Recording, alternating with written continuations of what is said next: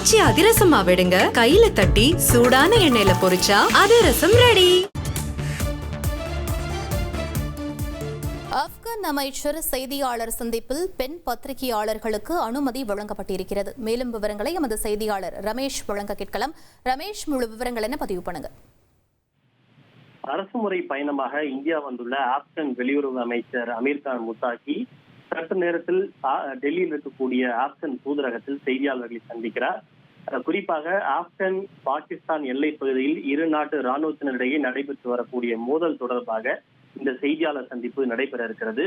இந்த செய்தியாளர் சந்திப்பை விட அதில் பெண் பத்திரிகையாளர்களுக்கும் அனுமதி வழங்கப்பட்டிருப்பதுதான் பேசு பொருளாக மாறி இருக்கிறது. ஏனென்றால் கடந்த 2 நாட்களுக்கு முன்பு ஆப்கான் தூதரகத்தில் அவர் நடத்திய முதல் செய்தியாளர் சந்திப்பில் பெண் பத்திரிகையாளர்களுக்கு அழைப்பு விடுக்கப்படவில்லை, அனுமதிக்கப்படவும் இல்லை. இது தேசிய அரங்கில் பெரும் விவாத பொருளாக சர்ச்சையாக மாறியது.